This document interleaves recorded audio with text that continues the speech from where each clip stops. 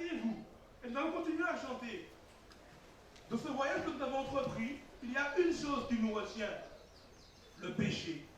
Et ce péché, nous sommes nés dedans et nous vivons avec.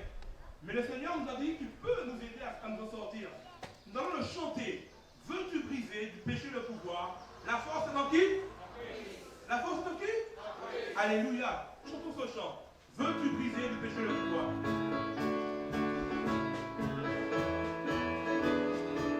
Tout au cœur.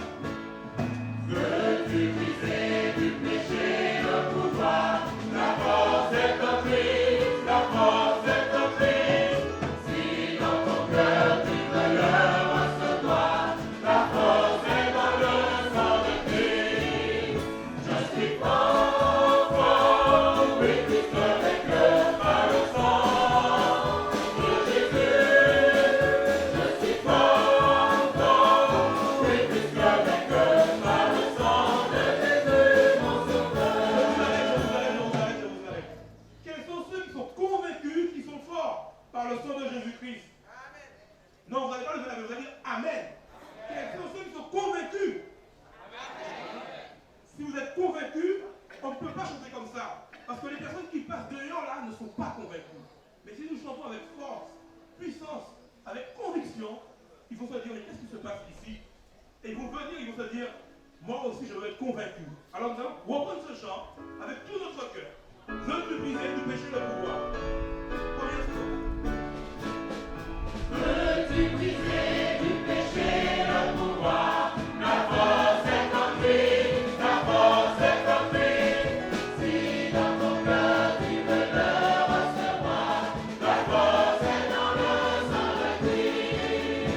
Je suis fort, fort, oui, tu seras vainqueur par le sang de Jésus. Je suis fort, fort, oui, tu seras vainqueur par le sang de Jésus. Veux-tu braver et la mort et l'enfer? La force est en Christ, la force est en Christ. Jésus l'amour fait tomber tous les fers. La force est dans le sang de Christ. Je suis fort, fort, oui, plus que vainqueur par le sang de Jésus. Je suis fort, oui, plus que vainqueur par le sang de Jésus, mon sauveur. Amen. Baisser la tête contre les bienfaits de Dieu, contre les bienfaits de Dieu, mets-les tous devant tes yeux, tu les verras en l'adorant, combien de temps honnêtement. Tu chancelles sous la croix, quand sa sainte main puissante, qui t'a béni tant de fois, contre les bienfaits de Dieu, mets-les tous devant tes yeux, tu verras en adorant. Combien le temps prendrait grand.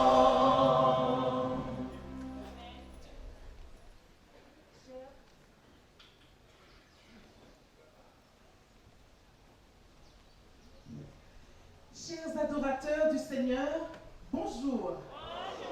Laissez-moi voir vos mains ce matin. Oh, vous êtes beaux, magnifiques. Vous qui avez ce matin dirigé vos pas vers la maison du Père, vers cette maison de prière, soyez bénis et agréablement reçus en ce lieu d'adoration. En ces temps troublés, en ce temps troublé qu'est le nôtre, il est réconfortant de savoir, chers amis, qu'il y a un repos de sabbat réservé au peuple de Dieu.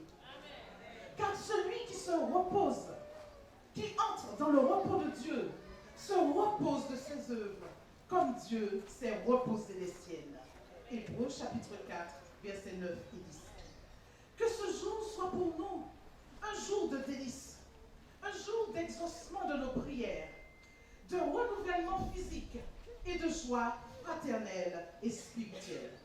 Célébrons donc le sabbat de Dieu. Que la fête soit belle et que nous soyons réceptifs aux exhortations de Dieu, à ses recommandations, à ses invitations faites avec miséricorde. En Jésus-Christ, nous sommes acceptés, pardonnés, libérés, jouissant du céleste repos. Et nous vous invitons à chanter, tous joyeux, bénissons le Seigneur, ainsi lui rendons gloire par ce cantique, rendons-lui gloire pour tout ce qu'il a fait pour nous. Nous invitons l'Assemblée à se tenir debout pour l'exécution de ce cantique.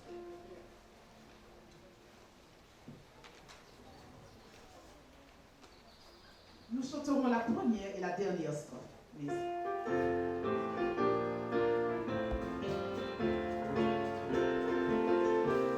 On y va tous ensemble?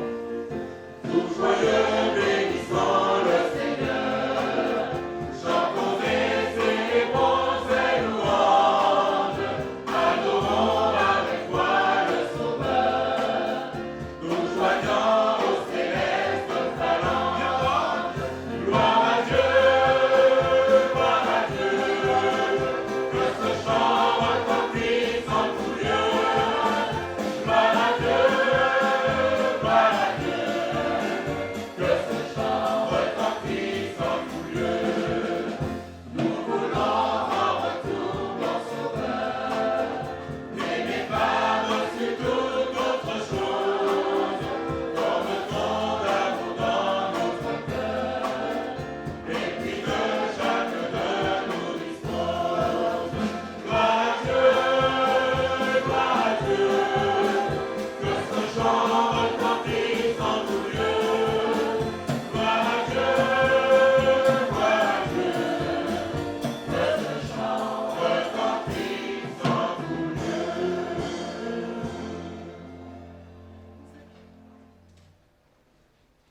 Nous vous invitons à entrer dans une douce intimité avec Jésus. Pour cela, ici sous l'estrade, nous allons nous prosterner et l'Assemblée restera debout alors que nous nous adresserons à Dieu.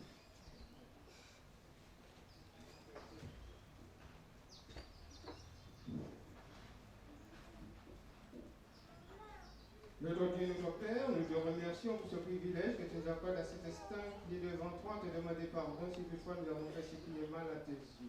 Demandons de nous laver dans le sang précieux de Jésus, versé sur la croix du Calvaire pour chacun de tes enfants.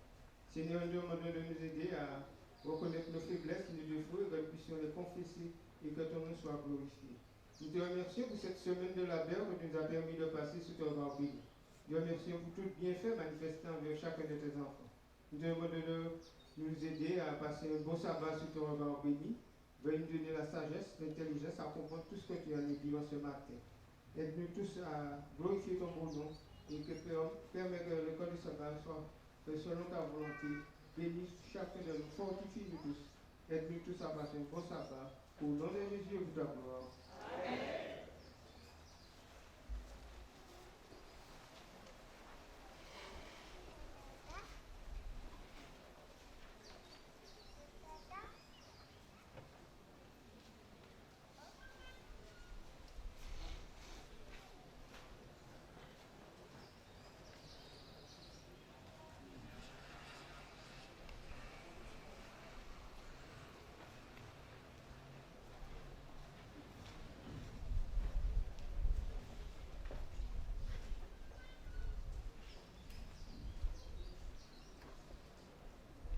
Chers amis, mais de quoi discutez-vous?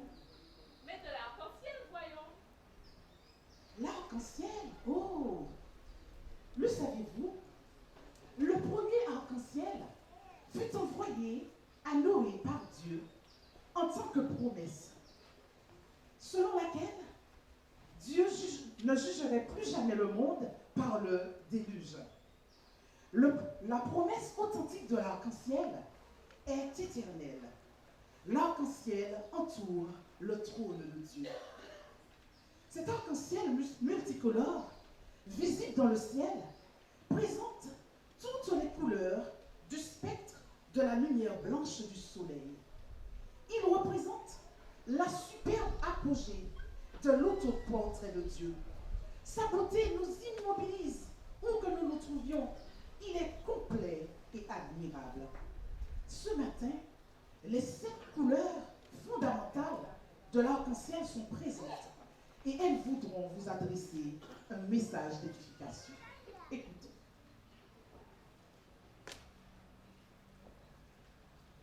Hello, regardez-moi.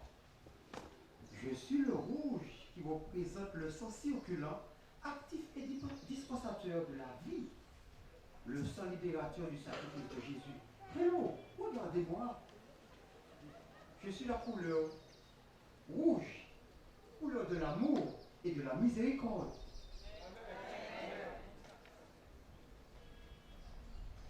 Je suis le bleu, oui, le bleu. Dieu m'a utilisé de façon somptueuse dans tous les temps au niveau du ciel et de la terre. J'évoque les sentiments spirituels de la compassion, de la justice, de la raison, la pitié du Christ en faveur de l'humanité.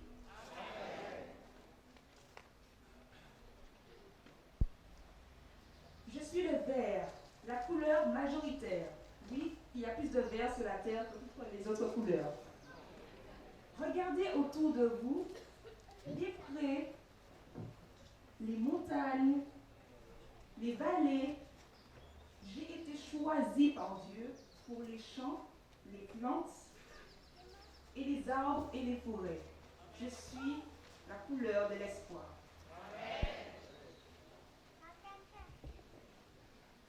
Je suis le jaune. Je suis la couleur de la gaieté, du rire et surtout de la chaleur de l'univers de Dieu. N'est-ce pas vrai? Amen. Le soleil n'est-il pas jaune? La lune et aussi les étoiles. Je suis la couleur de la joie et surtout de la bonne humeur. Je suis le violet, la couleur royale, la couleur du pouvoir et de l'autorité. Les rois, les nobles m'ont choisi, n'est-ce pas? Je suis une couleur très rare. Je compense d'ailleurs les rayons des ultraviolets des radiations solaires. Je suis l'oranger, la couleur de la force. J'apporte la vie. Je transporte les vitamines. Pensez aux giromons, aux carottes, aux oranges et aux papayes. Je suis le don de Dieu, le don de la santé. Et oui, je suis l'indigo. L'indigo, un bleu légèrement, je dis bien légèrement violacé. Et oui, je suis la couleur du silence. Je représente la nuit calme et le repos. Je représente les eaux profondes et paisibles et aussi la méditation, la réflexion, la pensée et la prière. Tous ont besoin de moi. Ils ont besoin de moi. Ils ont besoin de moi pour leur équilibre physique. Ils ont besoin de moi pour leur équilibre spirituel. Ils ont besoin de moi. L'arc-en-ciel de la promesse est la luminosité de Dieu brisant notre souffrance sur la terre. Amis, frères et sœurs, en ce jour de réjouissance, puisse l'arc-en-ciel d'amour de Dieu nous entourer, nous réconforter et aussi nous bénir. Et nous vous disons bienvenue, bienvenue à tous.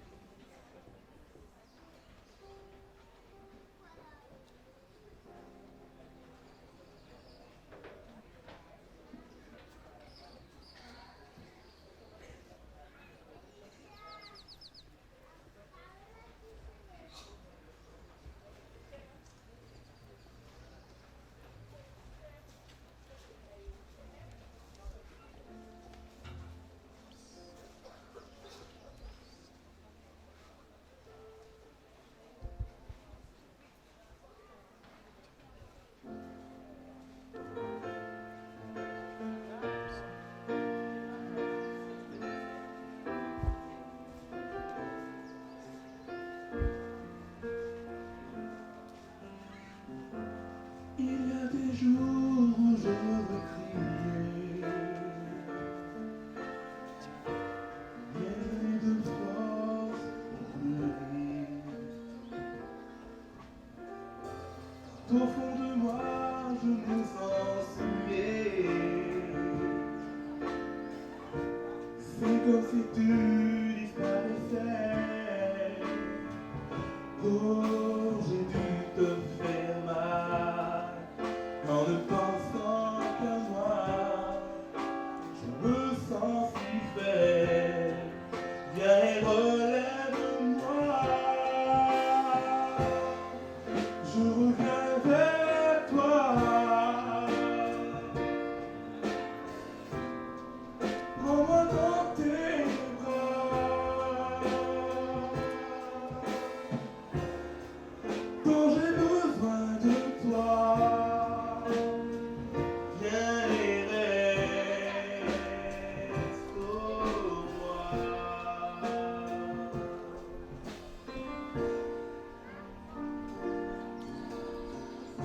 Je sais bien souvent je t'ai rejeté, sans réaliser ce que je faisais. Par mes erreurs je suis oppressé, j'ai tellement besoin de te parler. Oh, j'ai dû te faire mal en ne pensant qu'à moi. Je me sens si faible, viens et relève-moi. Je reviens vers toi. Prends-moi dans tes bras, quand j'ai besoin de toi. Viens et reste au moi. Toi qui n'as jamais cessé de m'aimer, qui connais mon cœur et les seuls secrets, viens me remplir de tout ce que tu es,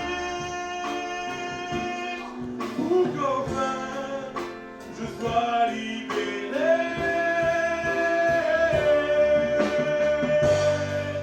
Je reviens vers toi. Prends-moi dans tes bras, quand j'ai besoin de toi. Viens et reste au moi. Je reviens vers toi. Prends-moi dans tes bras, quand j'ai besoin de toi. Viens et reste au moi. Viens et reste au moi.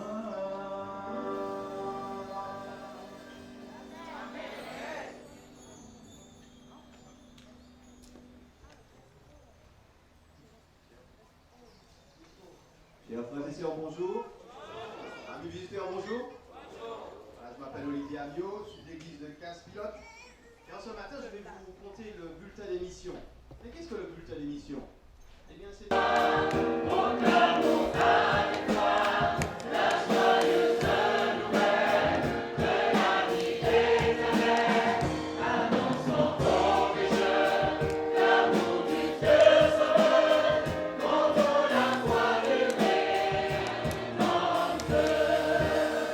Ambassadeur de Jésus-Christ, à la puissance de l'Esprit.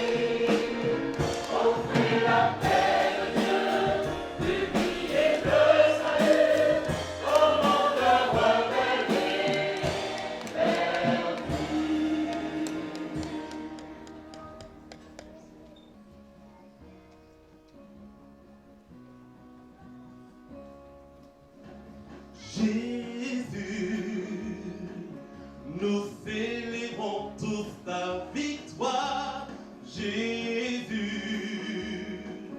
Ton amour nous remplit, Jésus.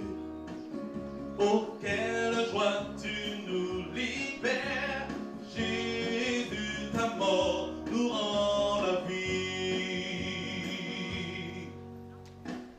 Christ nous a franchis, c'est pour la liberté. Oh, nous ne serons plus jamais sous le joug de l'esclavage. Fêtons avec joie le Dieu de victoire. Nos cœurs répondent à son amour. Oh oui, Jésus, nous célébrons tous ta victoire, Jésus. Ton amour nous remplit, Jésus.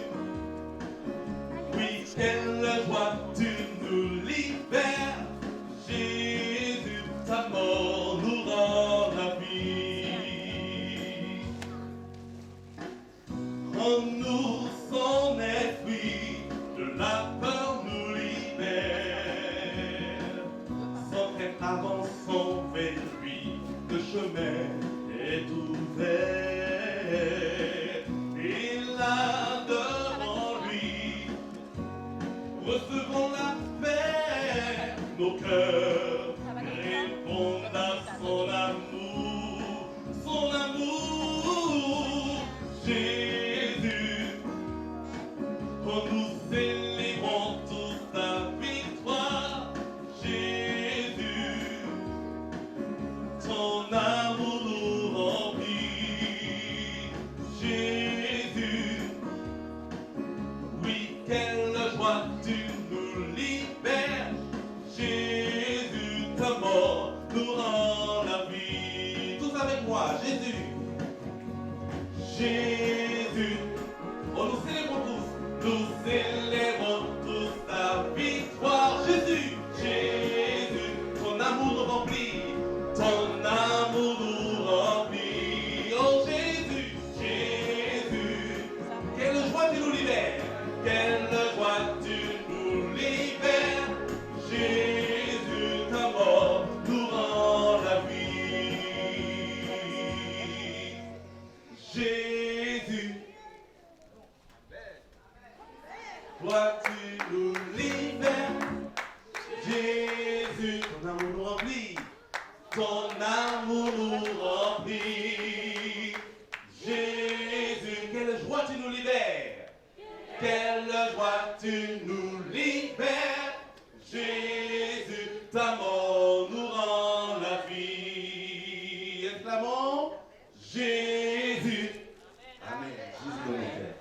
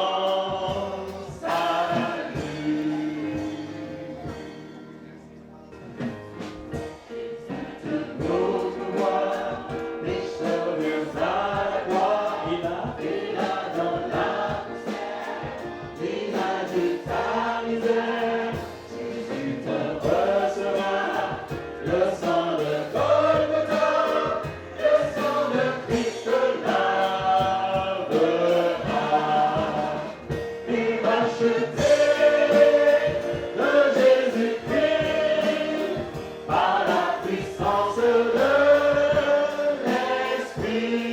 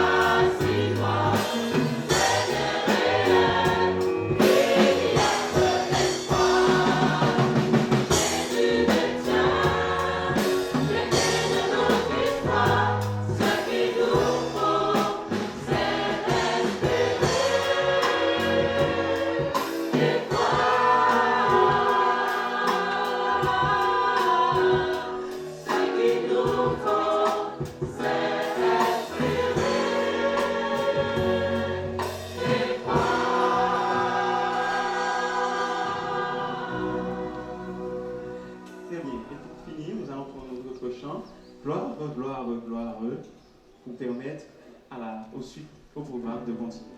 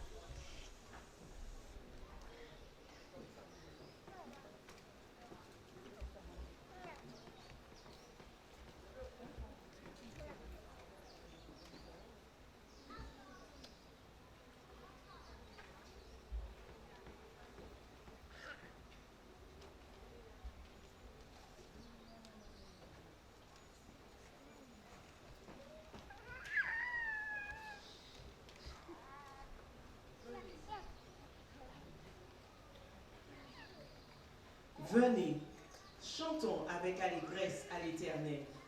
Poussons des cris de joie vers le rocher de notre salut. Allons au-devant de lui avec des louanges. Faisons retentir des cantiques en son honneur. Car l'Éternel est un grand Dieu. Il est un grand roi au-dessus de tous les dieux.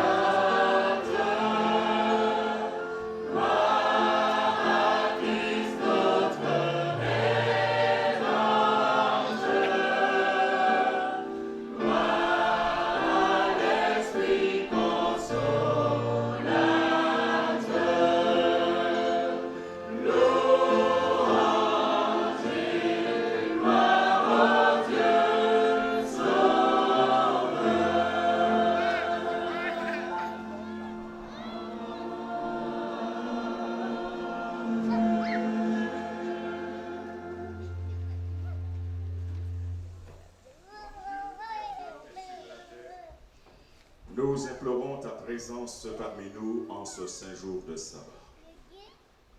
Daigne préparer nos cœurs et nos esprits à te recevoir et déverse sur chacun de nous tes multiples et précieuses bénédictions au nom de Jésus.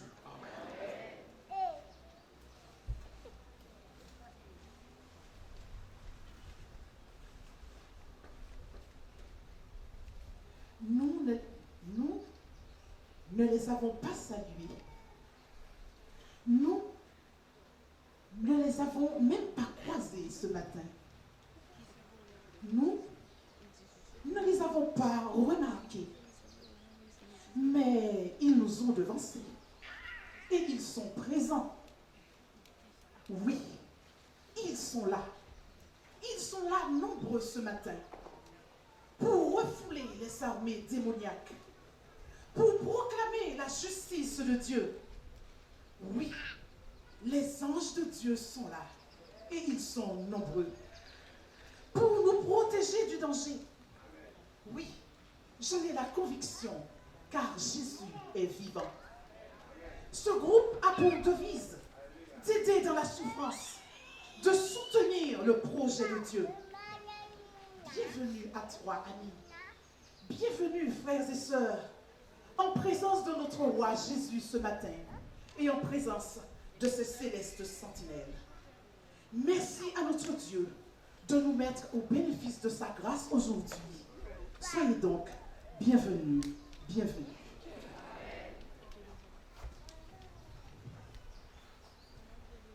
Il y a de l'espoir. On va chanter ce chant encore.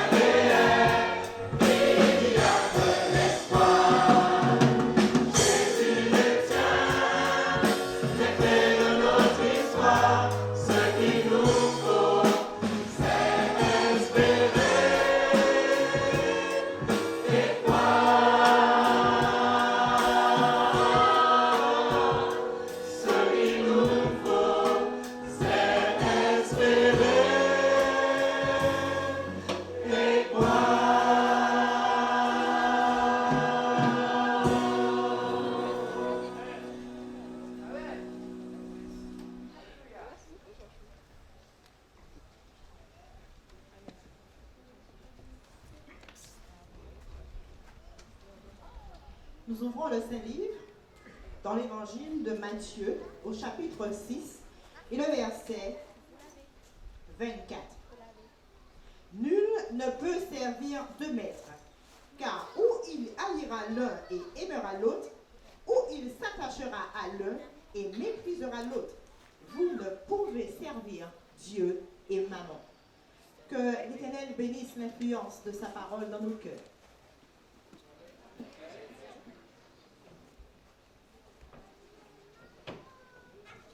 Je vous inviterai à garder votre position tandis que nous allons prier pour le Seigneur. Bon étant, Père Céleste, nous voulons te remercier pour ce privilège que tu nous accordes d'être en adoration en ce matin. Nous voulons te présenter cette assemblée devant toi, ô Seigneur.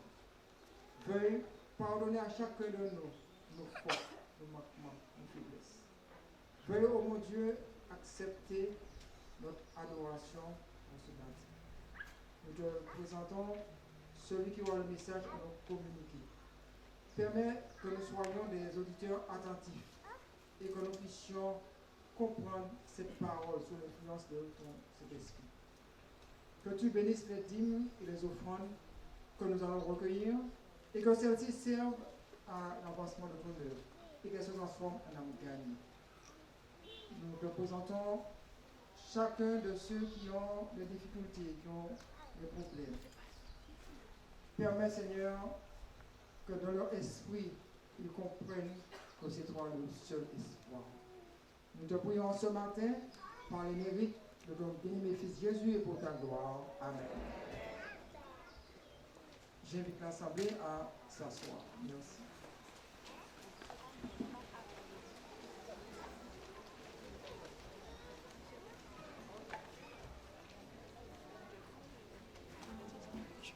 Service de fidélité. C'est ton regard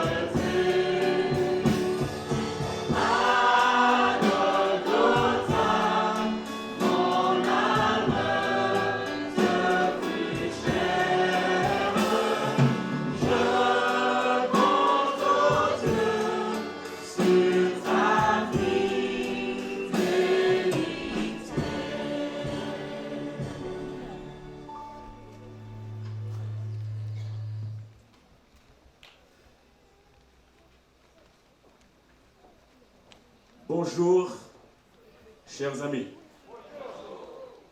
Aujourd'hui, c'est un jour merveilleux. Nous sommes réunis sous le chapiteau de l'espoir, à l'embouchure de la Roxelane, dans la ville de Saint-Pierre. Et c'est une extraordinaire opportunité pour tant de personnes de se rassembler en ce merveilleux et magnifique jour de sabbat. Et si nous sommes là, c'est parce que Dieu l'a voulu. Ce Dieu qui a créé ce monde, ce Dieu qui maintient ce monde en existence, est un Dieu tout-puissant. Et c'est pour cette raison que quand nous nous rassemblons dans de telles circonstances, nous devons avoir l'intime conviction que Jésus-Christ est au milieu de nous par son Esprit Saint. Nous avons dit hier soir que nous aurions un médecin ici cet après-midi. En effet, à partir de 16h30 cet après-midi, notre deuxième partie du programme de la journée sabbatique commencera. Et ce médecin, ce médecin, est convaincu et est pertinent. Soyez présents à 16h30. À 16h30, nous aurons un moment de louange. Et comme je réalise que vous aimez le chantème, il y a de l'espoir. Nous allons le chanter cet après-midi encore. Et je vous dis que les paroles de ce chantème sont profondes et Dieu, il agit dans les cœurs de ses enfants parce qu'en effet, quelles que soient les situations, quelles que soient les vicissitudes de la vie, quels que soient les problèmes, les difficultés, les conflits, il y a toujours de l'espoir en Jésus-Christ. Je voudrais vous inviter à vous tourner vers votre voisin, votre voisine. Regardez-le dans les yeux et dites-lui, voisin, voisine, Jésus t'aime, mais moi aussi je t'aime.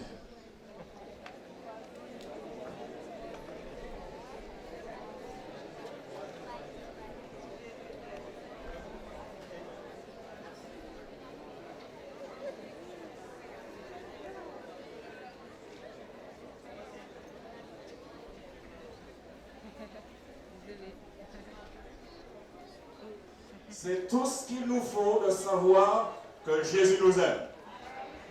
Voyez-vous, lorsqu'on est amoureux de Jésus, c'est la plus merveilleuse relation qu'on pourrait avoir de toute sa vie. Et voyez-vous, lorsque l'on est amoureux de Jésus, il y a des transformations qui se réalisent au niveau de notre entourage. Je voudrais saluer la présence d'un collègue, pasteur Rivaux, Yves-Marie Rivaux, qui est chez le district du côté du Lorrain et qui nous dit avec sa famille ce matin. Bienvenue, pasteur Rivaux, que Dieu te bénisse et qu'il bénisse ton ministère.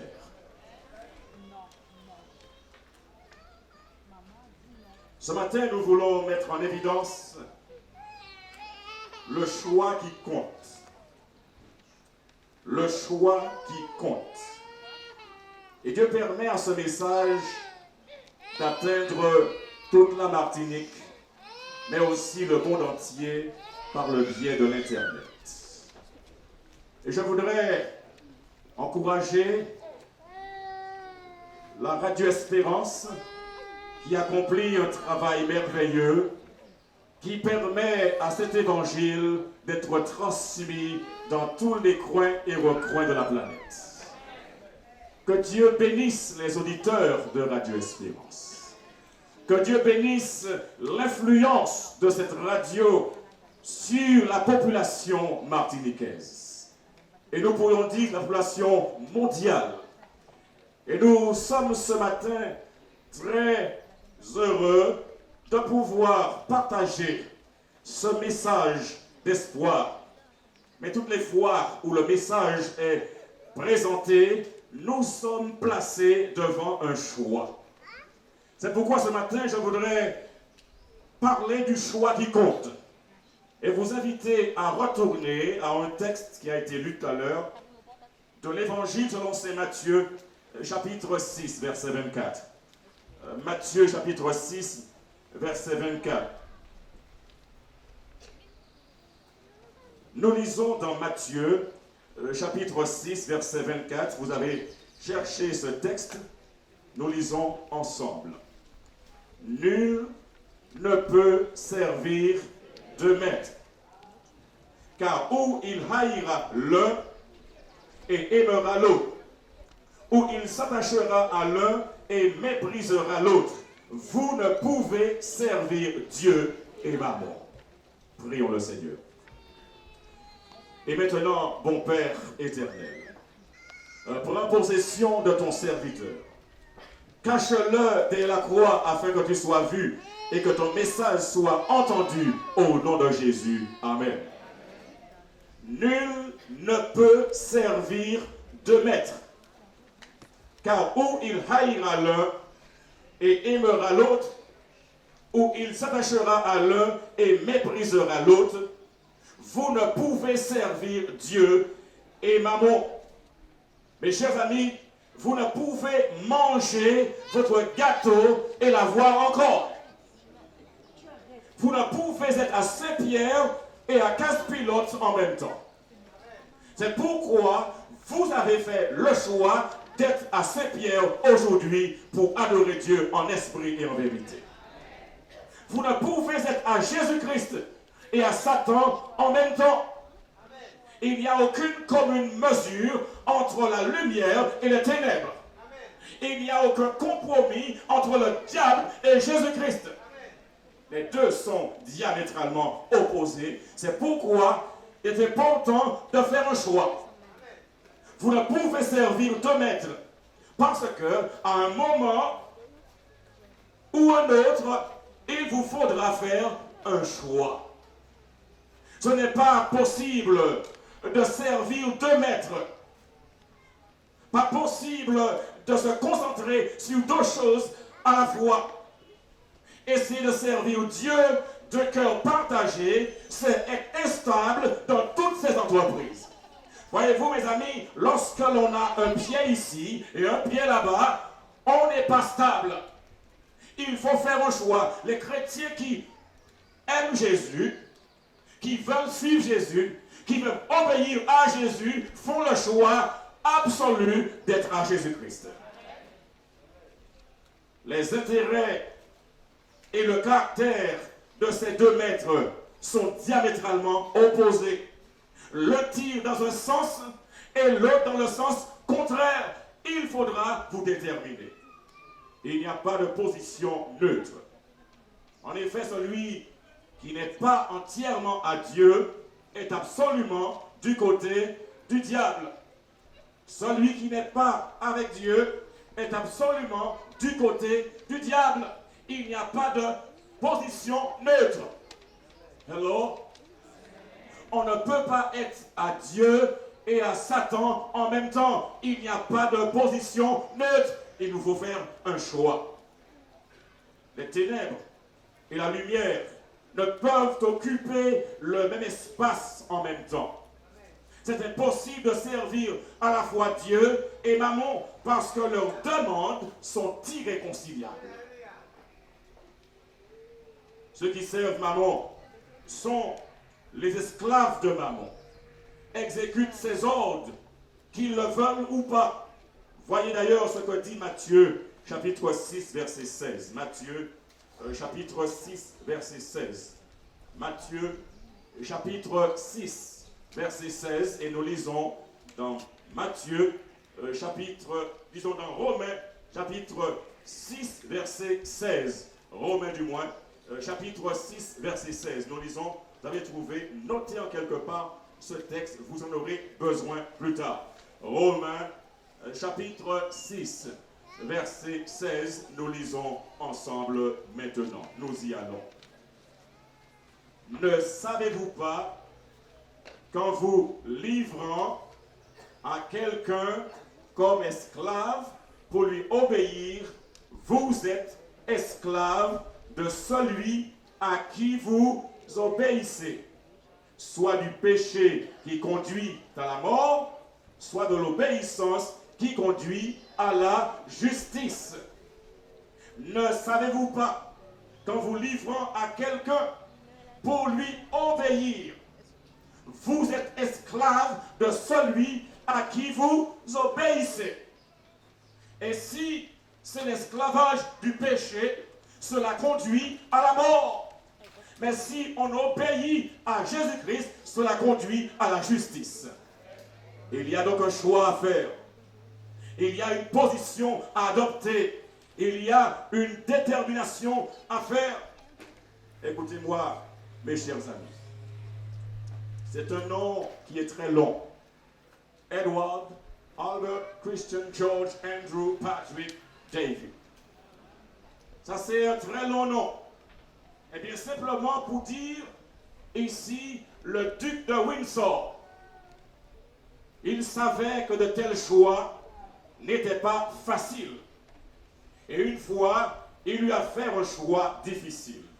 Eh bien, Edward était destiné à devenir roi d'Angleterre. Quand son père, le roi George V, mourut, Édouard hérita le trône de l'Empire britannique. Avant la fin de l'année, Édouard fut confronté à une décision des plus difficiles de sa vie. C'est-à-dire, il devait choisir entre devenir roi ou épouser Wallis Simpson. C'était l'un ou l'autre. Il ne pouvait être roi et en même temps épouser Wallis Simpson. Il ne pouvait choisir les deux. Parfois, les gens chantent cette chanson. Entre les deux, mon cœur balance. Je ne sais à qui donner la préférence. Mais l'on ne peut être avec les deux. Il faut choisir une des deux. Il ne pouvait choisir les deux. Et pourquoi? Simplement parce que les lois de son pays ne lui permettaient pas de se marier à une femme divorcée. Il ne pouvait se marier à une femme divorcée. Rappelez-vous que lorsque son père, George V, mourut, eh bien, il monta sur le trône de l'Angleterre. Mais dans son cœur, il chérissait son doudou, Wallis Simpson. Il l'aimait, il voulait l'épouser, et il voulait rester roi en même temps. Et ainsi, il demanda une dérogation exceptionnelle, spéciale, pour lui permettre de se marier. Pensez-vous qu'on lui a donné cette dérogation? Non, cela lui fut refusé. Ainsi donc, il devait faire un choix. Et voilà le choix qu'il fit. Sa déclaration était claire. Je vais épouser Madame Simpson et je suis prêt à abdiquer le trône. Ça, c'était la décision du roi. Et mesdames et messieurs, c'est ainsi que le 11 décembre de l'année 1936, il laissa le trône, disant « Il m'était possible d'assumer mes responsabilités en tant que roi comme j'aurais souhaité le faire sans l'aide et le soutien de la femme que j'aime. » Mesdames et messieurs, on pourrait poser la question, avait-il raison ou tort de prendre une telle décision? Chacun de nous, chacun de vous, nous sommes libres d'avoir notre opinion. Cependant, il devait faire un choix. Et en faisant ce choix, il révélait ce qui était important pour lui. En effet, les choix que nous faisons chaque jour indiquent ce qui est important pour nous. Lorsque nous allons acheter une voiture, lorsque nous allons acheter des vêtements, lorsque nous allons bâtir une maison, lorsque nous choisissons une femme pour la vie, lorsque nous choisissons un homme pour la vie, lorsque nous choisissons une école, un pays, nous indiquons par le choix que nous faisons ce qui est important. Qu'est-ce qui est important? Détermine beaucoup de choses. Parce que les choix que nous faisons entraînent ou déclenchent des conséquences. Chaque jour, vous et moi sommes appelés à faire des choix. Vous avez choisi de venir ici ce matin, n'est-ce pas? Et je suis convaincu que Dieu a boosté votre choix. Parce que ce choix de venir sur le chapitre de l'espoir est un choix qui correspond à la volonté de Dieu. Alléluia. Lorsque nous choisissons de faire le bien, le Dieu des cieux, il vient pour nous booster, pour nous encourager, pour nous galvaniser, pour nous soutenir, parce que le bien est une chose qui fait plaisir à Dieu. Il sourit quand nous faisons le bien. Son cœur déborde de joie. Il est content lorsque nous faisons ce qui est bien, parce que le bien, c'est la seule chose qui mérite d'être faite. Ainsi, certains de ces choix n'ont pas beaucoup d'importance. Ils révèlent tout simplement nos goûts et nos couleurs, et ce que nous aimons. Mais d'autres choix sont très importants parce qu'ils révèlent quel maître nous servons, quel maître domine sur nous.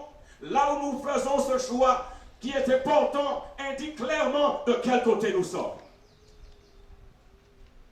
Dans ce monde, on incite les uns et les autres à biaiser. On incite les uns et les autres à ne pas être clairs, à ne pas être tranchés. Il faut être nuancé. C'est trop direct.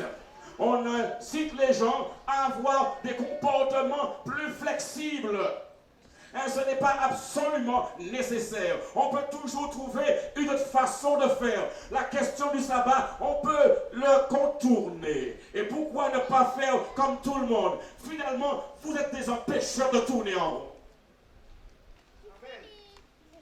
Finalement, vous ne voyez pas que la majorité va dans l'autre sens. Mais ici, il n'est pas question de majorité. Hello? Il n'est pas question ici de majorité. Il est question ici de ce que la parole de Dieu déclare. Cette parole qui est crédible. Cette parole qui est infaillible. Cette parole qui est là, inspirée de Dieu, en sorte de corriger, d'instruire, en sorte que l'homme de Dieu soit accompli et propre à toute bonne œuvre. Alléluia. Que dit Dieu? Qu'est-ce qu'il pense de ce choix? L'histoire d'un jeune homme du nom de Christophe illustre bien comment nous avons à choisir dans la vie. En effet, Christophe devait se décider entre acheter une nouvelle voiture ou partir à l'étranger pour étudier dans une université chrétienne. Et après réflexion, il fit le choix de l'éducation chrétienne. Pensez-vous qu'il était sage en faisant ce choix? Voici encore un autre cas. Il s'agit de Karen. Comment s'appelle-t-elle? Karen. Eh bien, Karen jouait dans l'orchestre municipal et un jour, le directeur de l'orchestre lui dit: Karen, tu devras venir répéter le vendredi soir parce que nous avons un grand concert qui approche. Karen devait venir aux répétitions le vendredi soir, sinon elle ne pourrait participer au concert.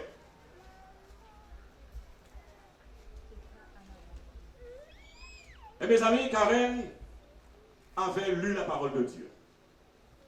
Et c'est pourquoi je dis c'est important de lire la parole de Dieu. Important de passer du temps à l'étudier. Bâtir notre vie, nos pratiques religieuses à partir de ce que la Bible déclare.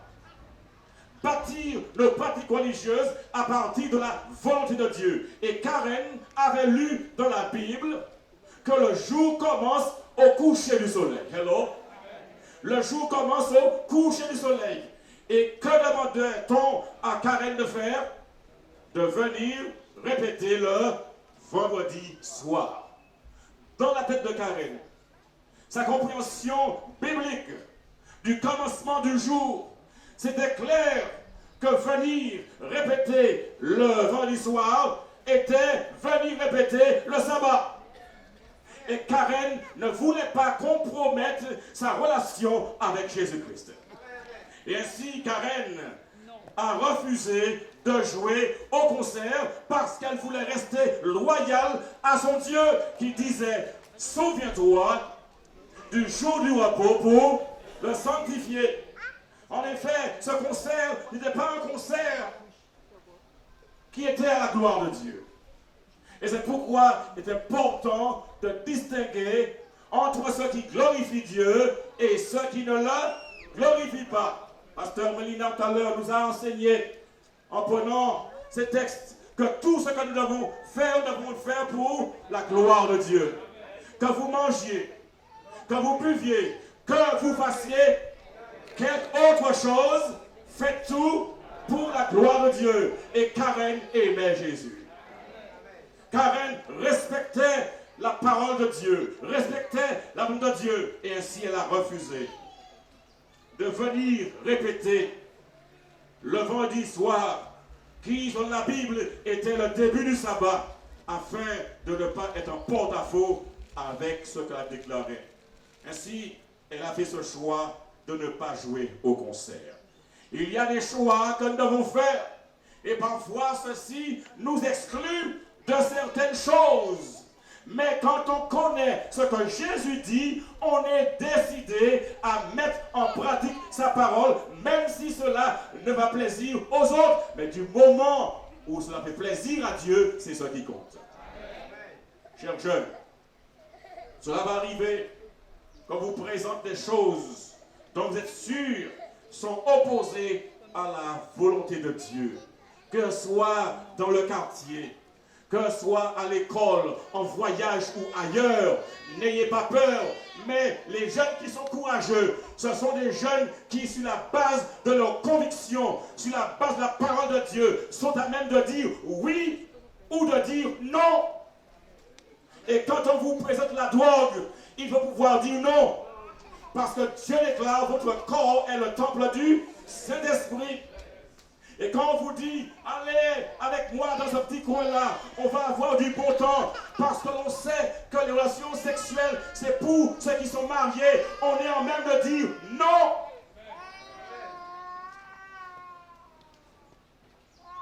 On peut paraître un vieux jeu, mais pour Dieu, on est un héros.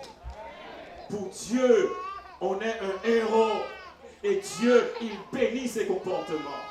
Il bénit ces jeunes-là qui se tiennent debout pour la vérité, quoi qu'il arrive, quoi qu'il advienne. Oui, Karen a fait ce choix. Mais qu'est-ce qu'un choix?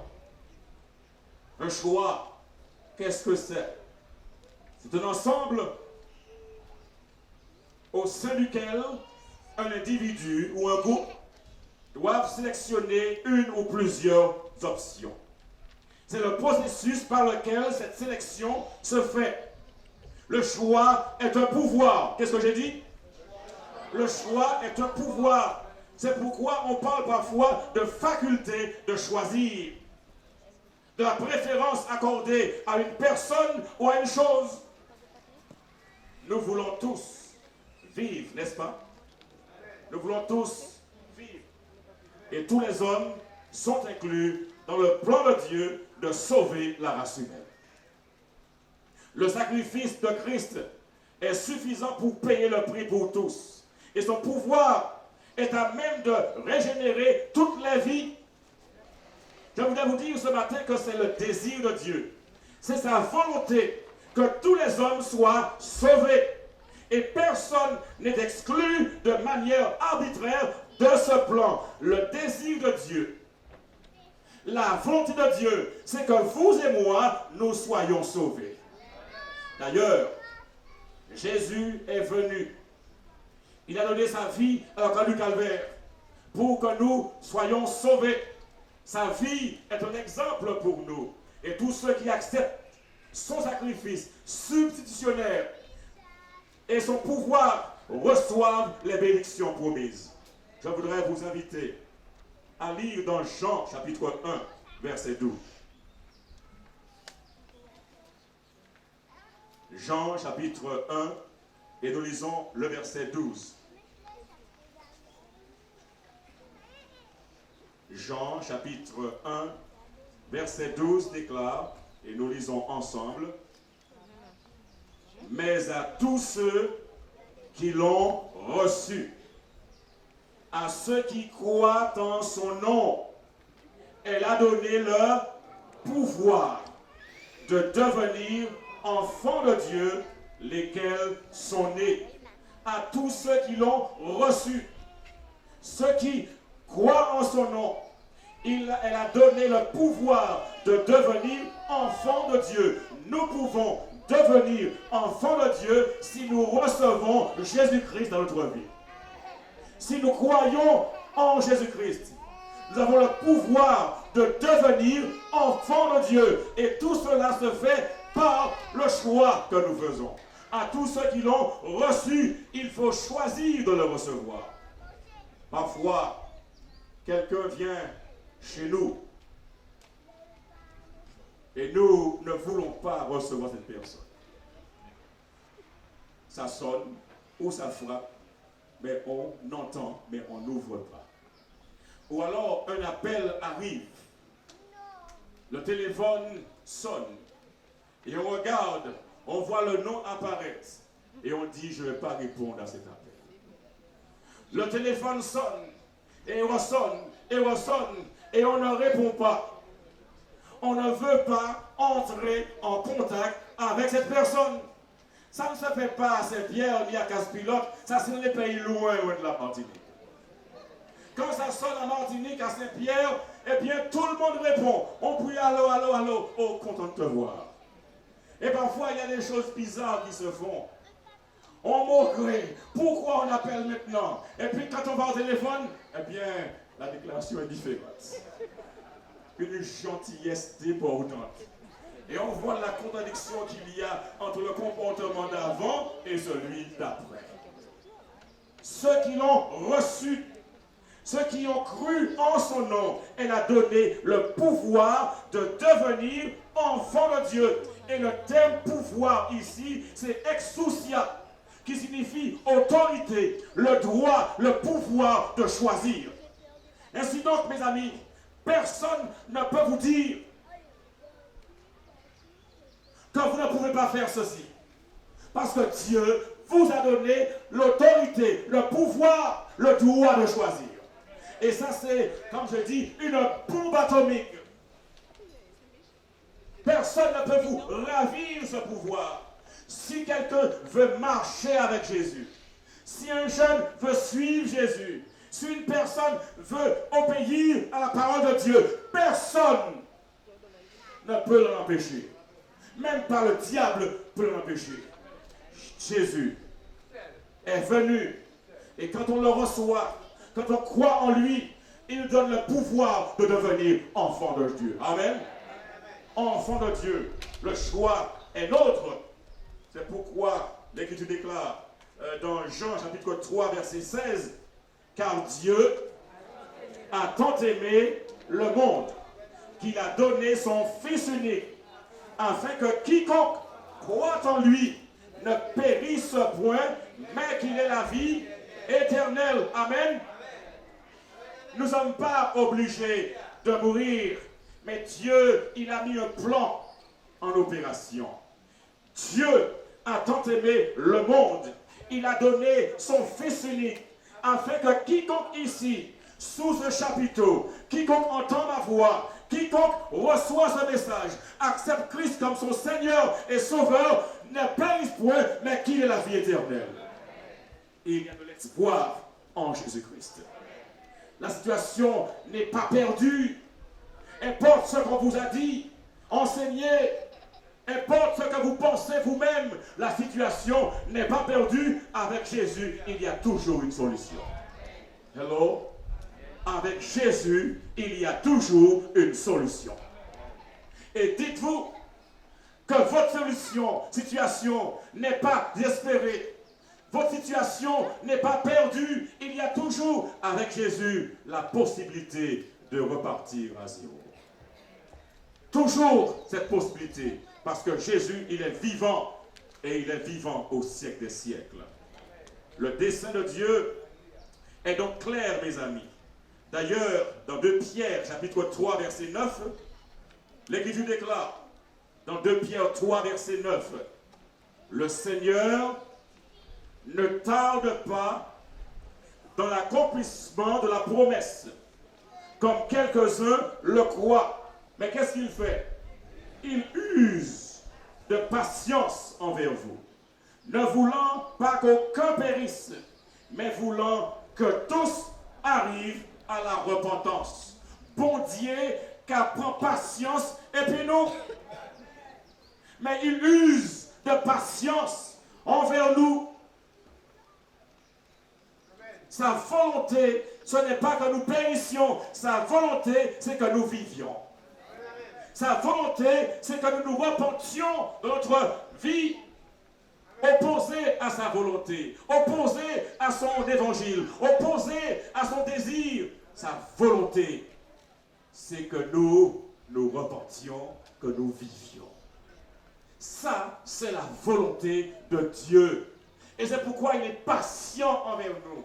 Et c'est pourquoi chaque jour, il envoie des instructions, des messages, des personnes pour nous éclairer, pour nous enseigner, pour nous dire le moment est venu de nous ranger délibérément du côté de la vérité. Le moment est venu d'arrêter de clocher des deux côtés. Le moment est venu d'arrêter de tergiverser ou de procrastiner en voyant plus tard ce qu'on doit faire aujourd'hui. Le moment est venu. Mais la patience de Dieu a une limite. Hello? Sa patience a une limite. Les circonstances vont changer.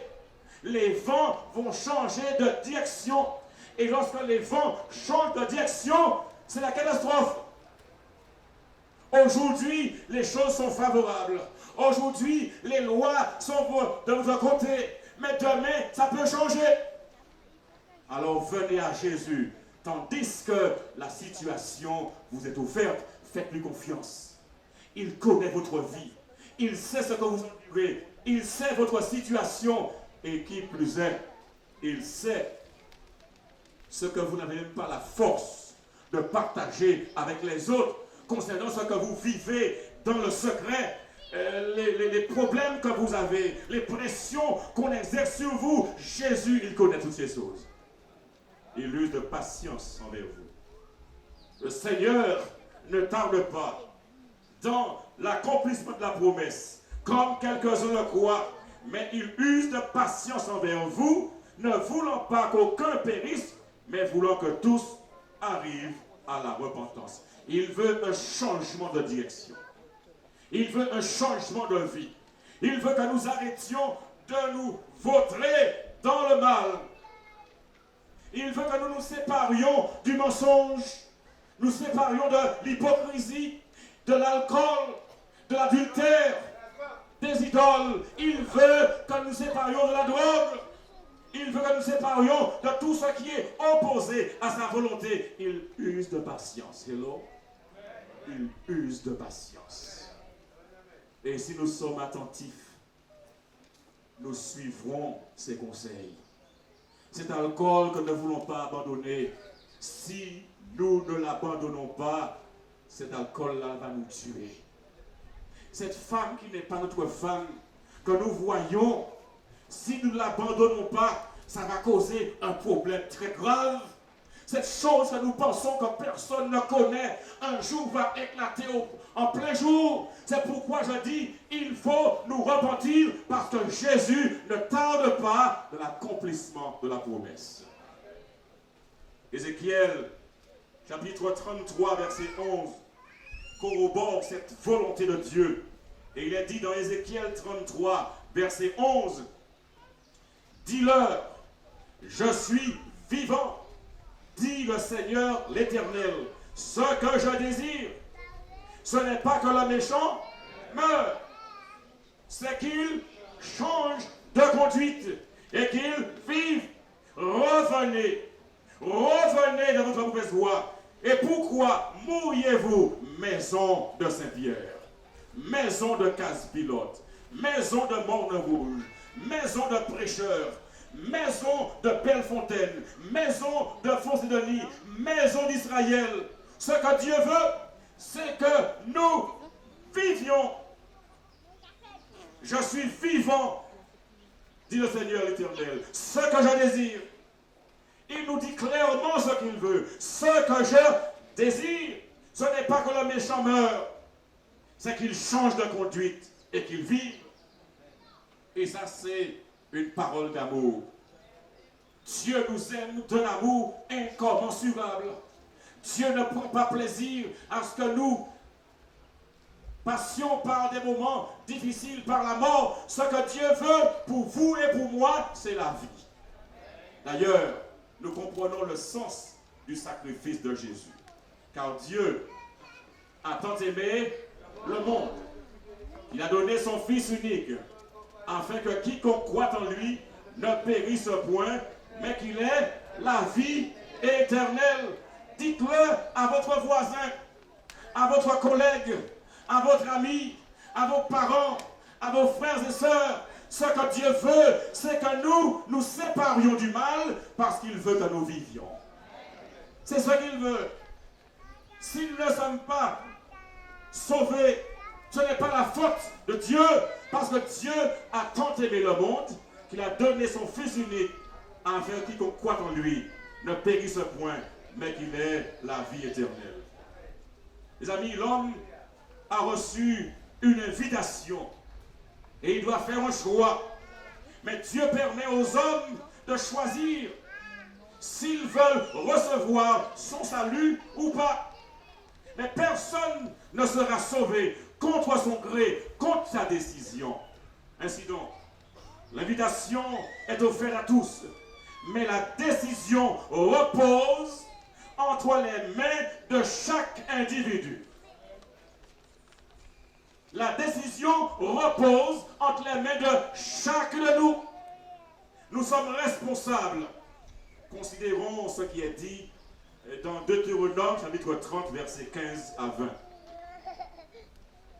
Deutéronome, chapitre 30, versets 15 à 20. Et nous lisons Deutéronome, chapitre 30, versets 15 à 20. Il est dit, vois, je mets aujourd'hui devant toi la vie et le bien, la mort et le mal, car je te prescris aujourd'hui d'aimer l'Éternel, ton Dieu, de marcher dans ses voies et d'observer ses commandements, ses lois et ses ordonnances, afin que tu vives et que tu multiplies et que l'Éternel, ton Dieu, te bénisse dans le pays que tu vas entrer en possession. Verset 17. Mais si ton cœur se détourne, si ton cœur se détourne, si tu n'obéis point, et si tu te laisses entraîner à te prosterner devant d'autres dieux et à les servir, je vous déclare aujourd'hui que vous périrez, que vous ne prolongerez point vos jours dans le pays que vous allez entrer en possession après avoir passé le Jourdain. Verset 19. J'en prends aujourd'hui à témoin contre vous le ciel et la terre.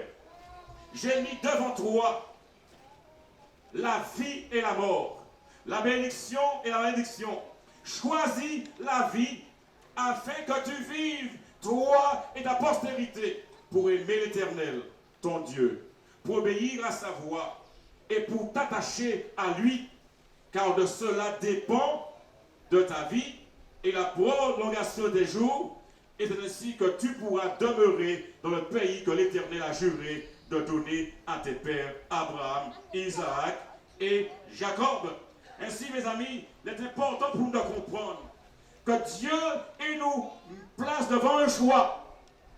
La mort et le mal, la vie et le bien. Il nous dit de choisir. Si nous ne choisissons pas le bien, la vie, assurément, nous mourrons. Et nous serons entièrement responsables. À quoi aura servi notre présence dans un lieu où la parole de Dieu est proclamée? À quoi aura servi notre présence dans un lieu où notre responsabilité spirituelle a été présentée, et ensuite partir et recommencer à vivre comme si de rien n'était, comme si on n'avait jamais rien entendu. À quoi cela aura-t-il servi? Et je crois, aujourd'hui, Dieu crée une opportunité pour que nous connaissions ce qu'il attend de chacun de nous, pour que nous sachions quelle direction il veut pour nos vies et que nous conformions notre vie à la sagesse divine. C'est ce que Dieu veut, que notre vie soit renouvelée, transformée, que notre relation avec lui soit bonne et ainsi avec les autres. Il y a ici une invitation qui est adressée à chacun de nous, à vous monsieur, à vous madame, à vous jeune homme, à vous jeune fille, aux garçons et aux filles. Ce message que vous entendez ce matin est un message pour vous et pour moi. L'Apocalypse déclare au chapitre 22, verset 17, Apocalypse chapitre 22, verset 17, et je lis, et l'Esprit et l'épouse disent, viens, et que celui qui entend dise, viens, et que celui qui a soif vienne, que celui qui veut prenne de l'eau de la vie gratuitement. Mes amis, nous n'avons absolument rien à payer. Tout ce que Dieu fait, il le fait gracieusement et copieusement. Que celui qui entend dise, viens. Que celui qui a soif, que celui qui veut prendre de l'eau de la vie gratuitement. Vous êtes invités en cet instant, mes amis, à prendre une décision. Celle d'accepter ou de rejeter l'offre de salut que Christ vous tend. Vous faites face non seulement à une décision immédiate, mais aussi aux conséquences de votre choix. Lorsque Dieu a conçu le plan de créer ce monde et d'y placer des êtres humains, il considéra la possibilité que le péché pourrait ternir sa création parfaite. Et Dieu le Fils s'offrit lui-même comme le substitut de l'homme si le besoin devait se faire sentir.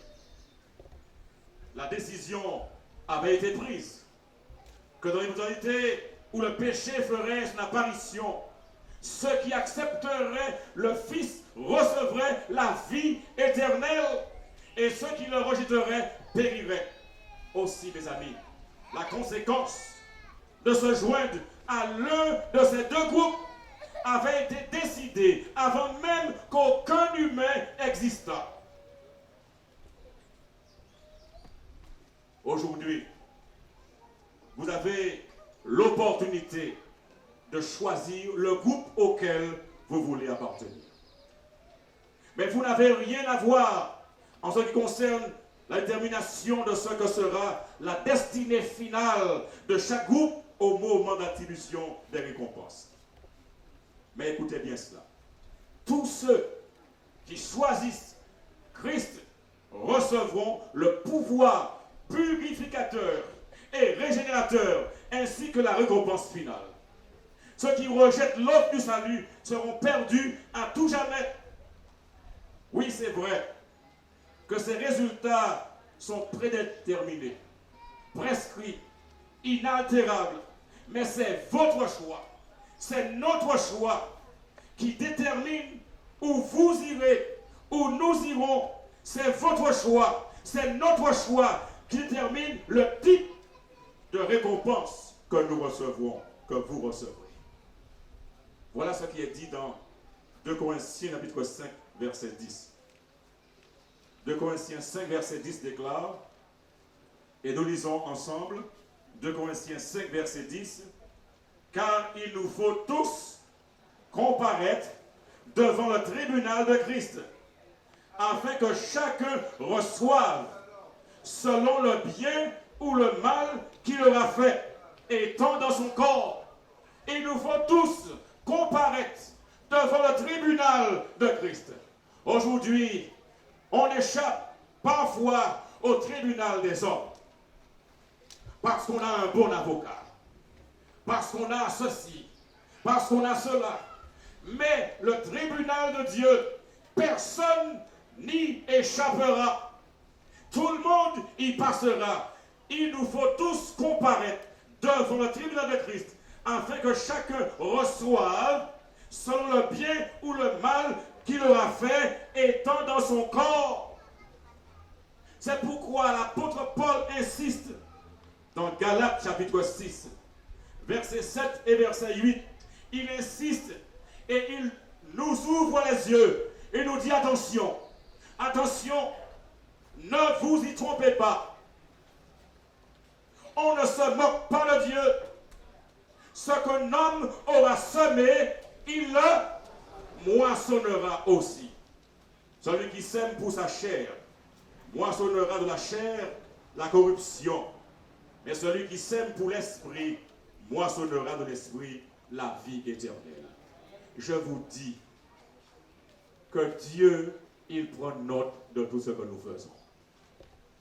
Il prend note de tout ce que nous faisons. Ne nous trompons pas. On ne se moque pas de Dieu. Ce qu'un homme aura semé, il le moissonnera. Que ce soit dans 1 an, dans 10 ans, dans 20 ans, ou pratiquement à la fin de sa vie, il le moissonnera. C'est pour cette raison, il est important que nous fassions attention aux paroles de Dieu. Ce Dieu qui nous connaît, qui sait notre situation et qui nous dit s'il use de patience envers nous, c'est pour que nous parvenions à la repentance, que nous changions d'orientation, de direction.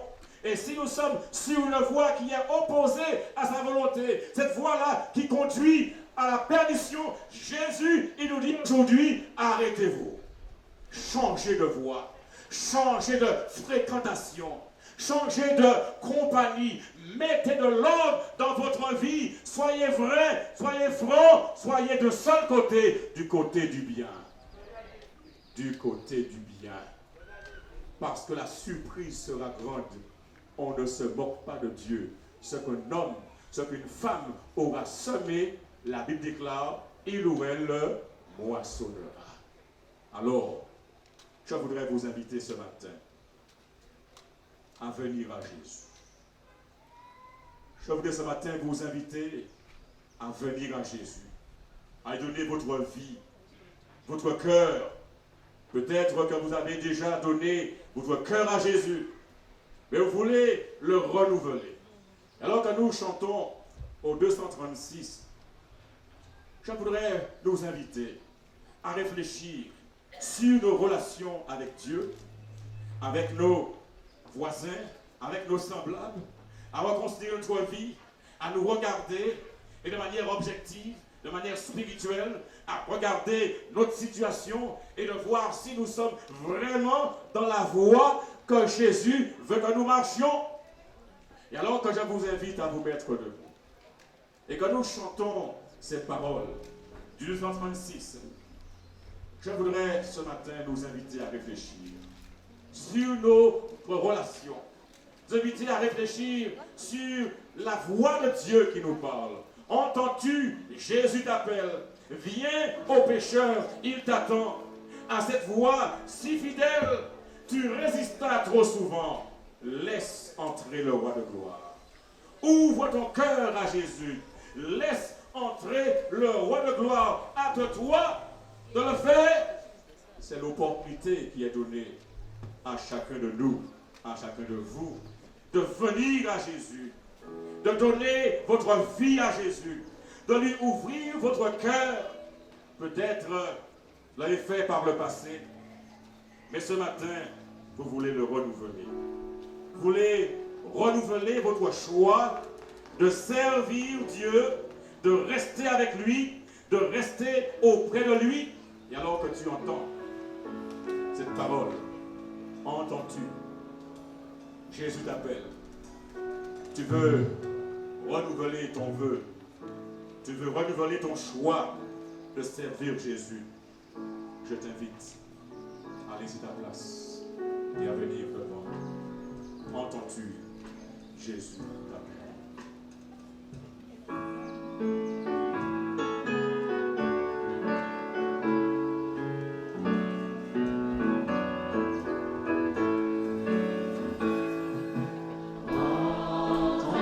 Jésus t'appelle, viens au pécheur il m'attend.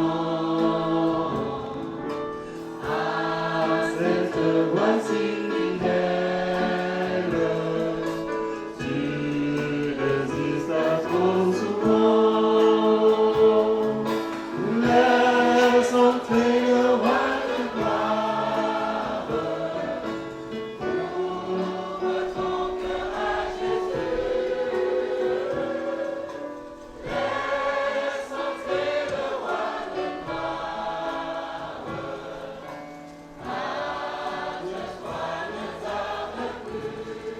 Vous avez des hauts et des bas dans votre marche spirituelle.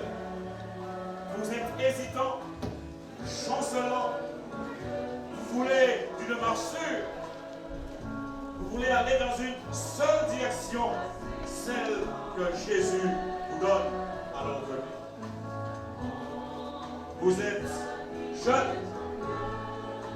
Vous n'avez jamais donné votre cœur à Jésus. Mais en cet instant, vous sentez le besoin d'avoir Jésus-Christ. De donner votre cœur, de faire le choix de servir Jésus. Alors venez, venez. Que vous bénisse. Vous êtes un adulte, un jeune, un enfant qui avait lu la Bible, qui avait grandi dans un milieu religieux, peut-être comme ce que nous sommes en train de vivre aujourd'hui, ou parfois certains disent, né dans l'église, mais vous n'avez jamais donné votre cœur à Jésus, ou peut-être vous l'avez fait par le passé, mais vous avez décroché et êtes reparti dans le monde, loin de Jésus. Et alors, vous réalisez que votre vie n'est pas ce qu'elle devrait être. Mais aujourd'hui, le Saint-Esprit vous parle. Il vous invite à prendre un nouveau départ avec Jésus-Christ, celui qui est le chemin, la vérité et la vie. Et là, dans votre cœur, vous sentez le besoin d'avoir Jésus-Christ, de donner votre cœur, de faire le choix de le servir. Oui, de servir Jésus-Christ. Alors venez. Venez qui que vous soyez. Où que vous soyez. Vous voulez donner votre cœur à Jésus.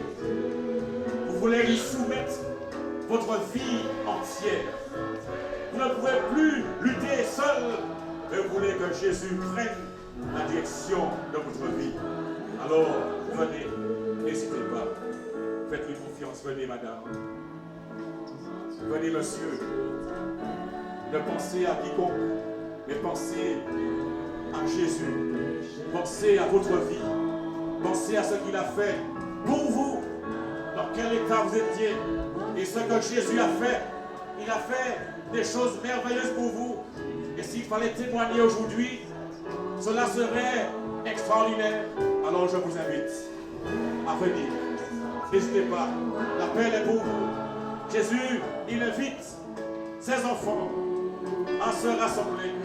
Il invite ses enfants à lui faire confiance, à se confier en lui. Il n'y a que Jésus qui puisse vous donner la vie éternelle, la force, le courage, la direction. Il n'y a que Jésus qui puisse vous galvaniser, vous sauver entièrement. Vous êtes jeune, vous voulez vous soustraire à l'influence du groupe qui vous pousse à boire, des copains et des copines qui vous encouragent à fumer, à prendre de la drogue, à vous enfoncer de la magie, la sorcellerie, la violence, le crime, la fornication, alors venez à Jésus-Christ.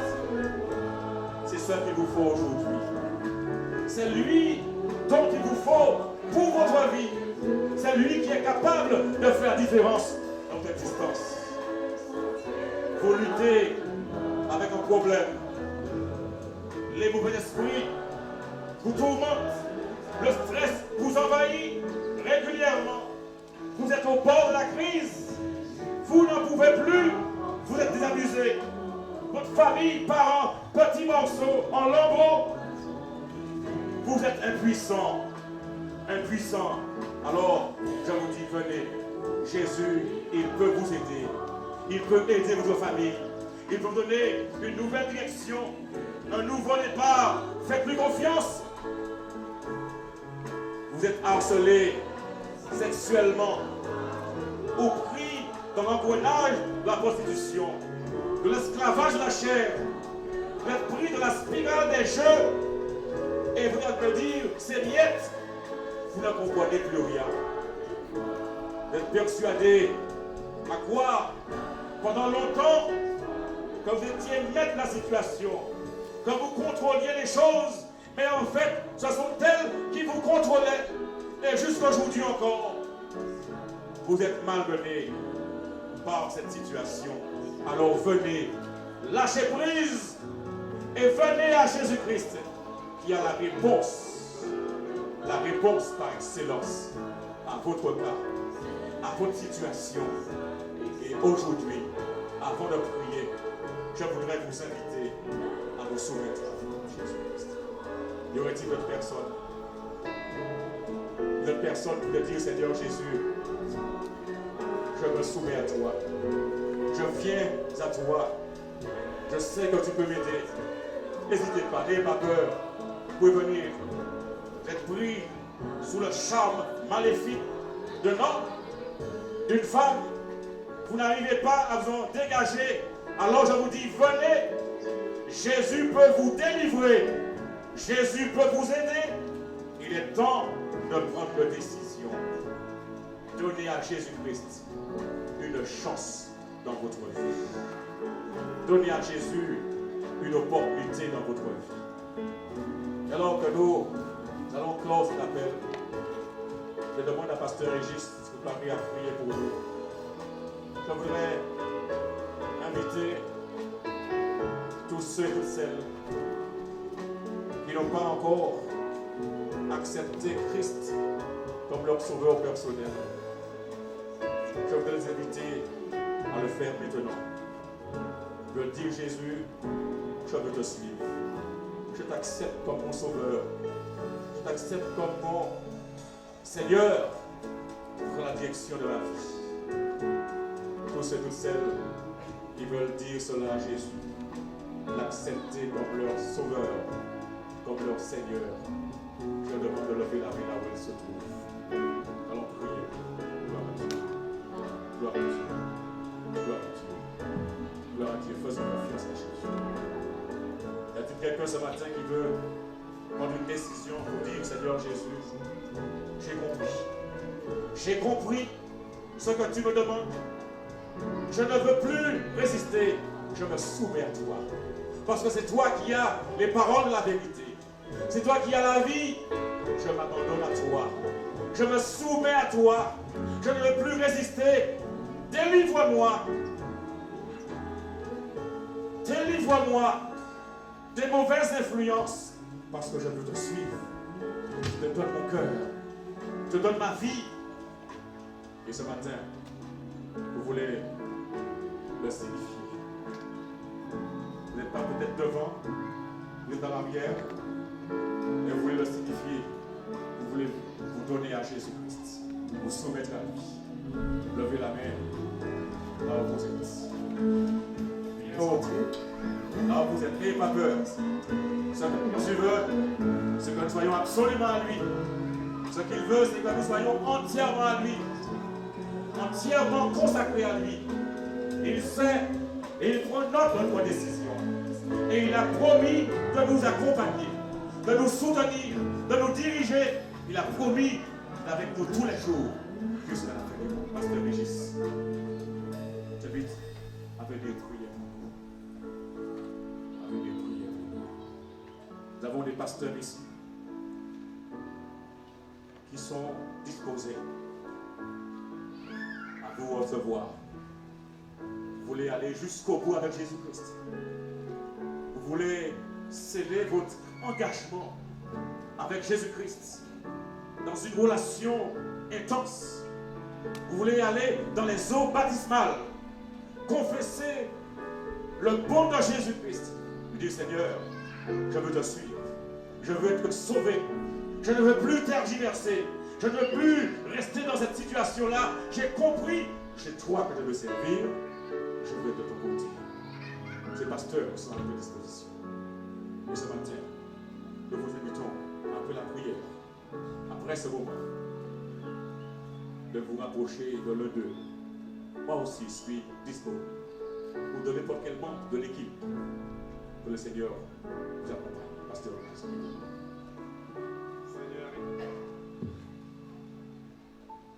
Seigneur éternel, notre Dieu, notre Père, que ton nom soit exalté. Ce matin, tu nous as visités. Ce matin, tu nous as parlé. Oh, notre Seigneur, notre Sauveur, Jésus-Christ, lion de la tribu de Juda, une fois de plus, tu as vaincu. Nous avons vu des luttes depuis quelques minutes. Combien c'est difficile pour une personne de lever la main et de prendre position pour toi. Mais plusieurs l'ont fait, Seigneur. Et nous te prions d'accepter l'offrande de ces vies qui s'offrent à toi, Seigneur. Nous ne pouvons rien sans toi, tu nous l'as enseigné. Sans moi, vous ne pouvez rien faire. Notre monde est un monde qui est comme un vieux vêtement pourri, qui se déchire de plus en plus, qui est de plus en plus désagrégé. Alors que le temps passe de plus en plus vite, Seigneur, jette un regard compatissant, jette un regard de sollicitude envers chaque âme qui lutte, qui se prononce. Certains n'ont même pas eu le courage de lever la main ou d'avancer. Mais dans leur cœur, ils te disent, Seigneur, viens au secours de mon incrédulité. Seigneur, sauve tes enfants ce matin. Donne la victoire à tes enfants. Permets qu'à travers ce monde délabré, nous puissions désormais savoir que nous pouvons nous accrocher, nous appuyer, nous installer, prendre refuge sur toi, rocher des siècles. Et qu'ainsi, avec assurance, avec confiance, avec persévérance et avec foi, nous puissions avancer jusqu'à la victoire finale. Bénis tes enfants inclinés devant toi. Visite chacun. Il y en a qui, en venant ici, ont trouvé plus qu'une bouffée d'oxygène. Mais ils savent qu'il y a des problèmes familiaux, des tensions, des difficultés de tout genre qui les attendent à la maison. Oh notre Dieu, notre Père, ne les laisse pas partir seuls, mais que ton Esprit s'investisse chacun de tes enfants, que tes saints anges les accompagnent, et que si nous puissions connaître cette vie nouvelle que nous recevons lorsque nous sommes en Jésus. Si je vis, ce n'est plus moi qui vis, mais c'est Christ qui vit en moi. Que ton nom soit glorifié, Seigneur. Bénis cette assemblée en prière. Viens à notre secours. Investis chaque jour, à chaque instant, ton serviteur, le prédicateur, pasteur Lassonnier. Et permets qu'ainsi le salut soit répandu ici au Nord-Caraïbe. Et qu'ainsi la Martinique puisse connaître un véritable réveil. Notre Dieu, notre Père, nous te présentons cette prière, cette supplication, ces requêtes, le cri de nos cœurs. Non pas que nous ayons un mérite quelconque, mais nous te prions au nom et par les mérites de Jésus-Christ et pour sa gloire. Amen. Amen. Amen. Amen. Le Seigneur a entendu notre prière et il a exaucé. Nous sommes à votre disposition. Nous allons chanter maintenant le chantème. Il y a de l'espoir. Nous revenons cet après-midi à 16h30. Le docteur sera présent pour ce moment important. Et le Seigneur nous bénira encore. Et nous reviendrons demain soir pour ce sujet qui est extraordinaire. Un sujet très important. Est-ce vrai? Parce que nous sommes sous la grâce, la loi n'a plus de valeur. Ça, c'est de l'espoir. Nous chantons en sortant, il y a de l'espoir. Levons-nous pour ça.